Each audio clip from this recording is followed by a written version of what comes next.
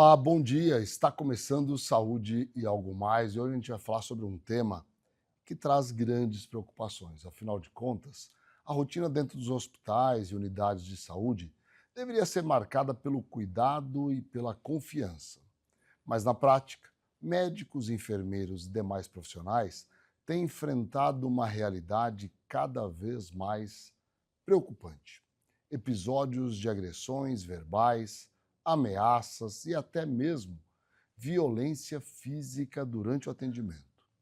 Situações que muitas vezes começam em momentos de tensão, acabam ultrapassando o limite do diálogo e colocando em risco quem está ali justamente para salvar vidas.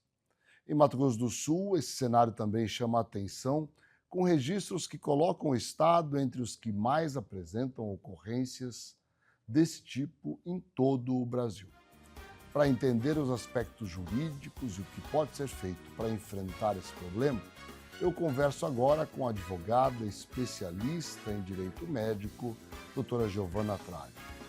Bom dia, doutora Giovana. Olá, bom dia, Ricardo. Bom dia aos seus telespectadores. Um prazer enorme te receber aqui para falar de um tema muito delicado, né, Giovana? Afinal de contas, um lugar que era para cuidar das vidas está colocando, em alguns momentos, pessoas em risco, né?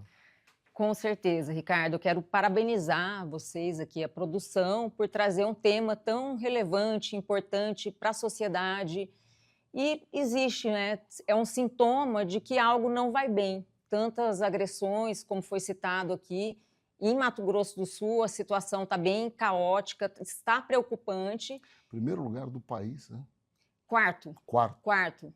É o quarto estado. Muito preocupante. É muito preocupante. Então, tem algo que não está legal. O que é que está acontecendo? Tem explicação para isso?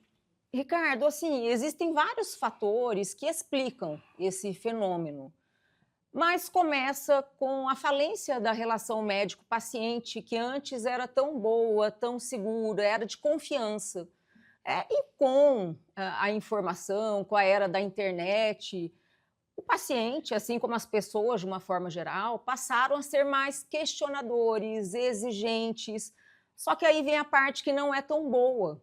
Essa mesma exigência, ela continua acontecendo no sentido das pessoas exigirem a mais do médico e agirem com abuso de direito. A gente sabe que a insatisfação existe, as filas são enormes, não tem Verdade. especialista, mas isso não justifica jamais uma agressão contra o médico, contra o enfermeiro que está ali para salvar vidas. Eu já ouvi relatos de profissionais, sim, com medo, literalmente medo, de prestar atendimento no hospital público.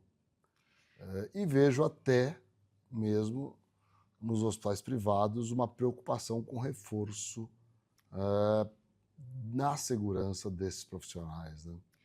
Está bem difícil, assim, os profissionais trabalham amedrontados, com medo, principalmente as mulheres, que são mais Sim. vulneráveis. Então, a gente não tem uma segurança efetiva, tem a segurança do patrimônio público, dos hospitais também privados, mas não tem para uma situação urgente, em que a pessoa ela precisa de um socorro, de uma atenção. O médico, às vezes, eu converso com mulheres, por exemplo, eu tenho uma cliente médica, Ricardo, que ela levou uma capacetada Meu Deus. do paciente, né, da mãe do paciente, que discordou da prescrição da médica. Ela queria que internasse, a médica que tem o domínio técnico, o conhecimento, explicou que não era indicação, não era o caso, levou uma capacetada, teve traumatismo, e a gente tem que correr atrás, vai para o Conselho de Medicina para tentar remediar essa situação. O médico tem direito, tem garantias e precisa ser cuidado também. Como é que isso é tratado no judiciário atualmente, doutora Giovana? No judiciário, nós temos as mesmas medidas que existem. Por exemplo, se eu for agredida, você for agredido, nós podemos fazer um boletim de ocorrência e, dependendo da situação, se o médico sofrer uma lesão corporal, por exemplo, isso equivale a você ter um processo, né? Esse ofensor vai ser processado por lesão corporal culposa na esfera penal. ainda ele pode ser processado na esfera civil. Então, essa médica, esse médico pode pedir uma indenização por danos morais, por ter sofrido emocionalmente, psicologicamente. Tem pessoas, médicos, enfermeiros, que têm dificuldade para voltar ao trabalho. É verdade. Fazer tratamento psiquiátrico. Então, assim, é muito preocupante, muito triste, mas a justiça assegura, de forma ali repressiva. Agora, sem dúvida, você tocou num ponto importante logo no início, que o sistema de saúde como um todo ele está pressurizado. Está. Muitas filas, por vezes demora para marcação de exames, de cirurgias, enfim, isso acaba levando a um tensionamento entre os atores, né? Existe, sim, filas longas, falta de exames, de especialistas. Poxa vida, o paciente ele quer ser cuidado, quer ser tratado e ele merece isso. Ele está exercendo o seu direito. Só que o problema é o excesso, Ricardo. Quando Sim. isso se torna um exagero, nada justifica você agredir um médico. Não há nada que justifique. Nada que justifique. Assim, tem as vias legais. Esse paciente, porque tem pacientes realmente que são injustiçados, que sofrem as mazelas do SUS, mas aí existem os meios próprios para isso. Então, esse paciente ele pode entrar com uma ação judicial, ele pode fazer um boletim de ocorrência. Se for o caso de um suposto erro médico, ele pode ir até o Conselho Regional de Medicina, mas ele não pode agir pelo exercício arbitrário das próprias razões. Então, assim, Claro. Existem caminhos e meios protocolares para se fazer isso. Existe um aspecto que, por vezes, é colocado para conhecimento público, que é a forma com que o profissional se direciona ao paciente. Por vezes, de uma forma mais fria, né, muito impessoal. Isso também deve ser trabalhado para que essa relação médico-paciente seja mais saudável. A gente pode falar sobre isso após o intervalo? Claro. Já voltamos, fiquem com a gente. Com um atendimento humanizado e uma equipe altamente qualificada, o Grupo ASA Anestesia acompanha cada paciente do pré ao pós-operatório. Com tecnologia de ponta e padrões internacionais de qualidade, o ASA garante segurança em cada procedimento. Oferecemos confiança para a equipe médica, segurança e bem-estar para o paciente. Grupo ASA, nossa especialidade é a anestesia. A KZT é referência em atenção médica domiciliar em todo o estado. O primeiro home care do Centro-Oeste a receber a certificação ONA 3 pela qualidade de serviços como plantão 24 horas com remoção em caso de urgência, plano terapêutico para o paciente, ofertas de novas tecnologias e capacitação constante de nossa equipe para um atendimento de excelência. KZT, há 18 anos cuidando bem de quem você ama. O Laboratório Sabin possui 9 unidades em Campo Grande e um atendimento que prioriza a necessidade de cada paciente. E com o serviço #VemSabin, você pode realizar seus exames e vacinas em casa, no trabalho ou na maternidade.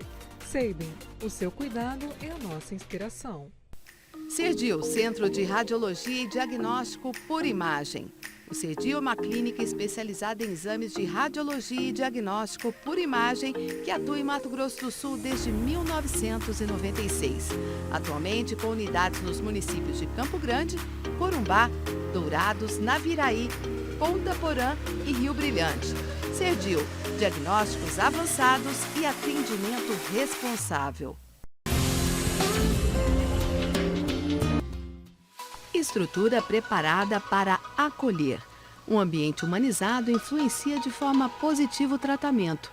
Este é o conceito que a Oncovita propõe para estreitar as relações entre profissionais de saúde e pacientes, sempre respeitando as características de cada um, aumentando as chances de cura e melhorando a qualidade de vida das pessoas. Para isso, contamos com uma equipe médica altamente qualificada que atua nas áreas de oncologia, hematologia, clínica da dor, oncogenética, psiquiatria, psicologia, urologia, mastologia, fisiatria e saúde do idoso. Plantão 24 horas com escalas de médicos acionados por telefone. Oncovita 24 horas atende, trata e acolhe o paciente oncológico. Com profissionais em 12 cidades do Mato Grosso do Sul, a Otorrino Centro-Oeste chegou para revolucionar os atendimentos na área. Além de oferecer cobertura 24 horas nos hospitais credenciados, a clínica é a primeira residência médica autorizada pelo MEC no estado. Quando precisar de um otorrino, conte conosco. Conheça a Endocate. Trabalhamos com diagnóstico e tratamento endovascular. Aqui você encontra profissionais altamente qualificados, prontos para te ajudar. Rua Oliveira Marques, Sala 3, Vila Lili, dentro do Hospital Cacemes, em Dourados. Estamos de volta com Saúde e Algo Mais, hoje conversando com a doutora Giovana Tradi, ela que é advogada, especialista em direito médico. Giovana, a relação médico-paciente, ela precisa retomar os seus primórdios, né? Sim. Uma relação mais pessoal, mais próxima, mais olho no olho. Esse também é um ponto que precisa ser trabalhado com os profissionais de saúde. Olha, esse ponto é muito importante. Você tocou na ferida, Ayashi, porque esse distanciamento entre o médico e o paciente, às vezes a falta de uma informação, falar como que é o tratamento, quais são os possíveis efeitos colaterais, quais são as intercorrências, explicar como aquele medicamento vai ser administrado.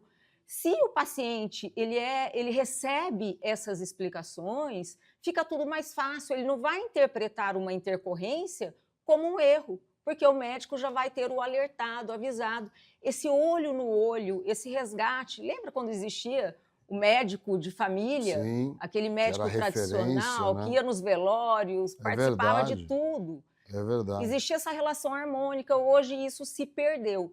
Nos treinamentos que a gente faz, que eu faço jurídico dentro dos hospitais, das clínicas, é para resgatar essa relação mais amistosa, mais sólida. É fundamental. Por outro lado, existe também circunstâncias onde o profissional de saúde não tem a estrutura adequada para exercer a sua profissão. Quais são os direitos desse profissional e que direitos ele deve buscar para garantir, lógico, condições técnicas, humanas e emocionais para exercer sua profissão? Olha que legal, Ayashi. O Conselho Federal de Medicina editou uma resolução no ano passado, justamente para assegurar a esses profissionais condições mínimas de um atendimento digno. Então, o que o Conselho disse? Olha, unidade de saúde, aí o diretor técnico que vai ter que correr atrás para implementar. Por exemplo, estacionamento seguro, já começa ali. Um botão de pânico, aconteceu algo urgente, a mulher, o médico, vai lá, aciona o botão e vai o segurança para recepcionar. Então, tem essas medidas de segurança. Um exemplo também que tem acontecido demais, com vereadores, com alguns delegados de polícia, que invadem o recinto do médico. É verdade. Invadem a parte íntima. Poxa, o resguardo do paciente, o conselho falou, não, agora os vereadores não podem mais entrar aqui.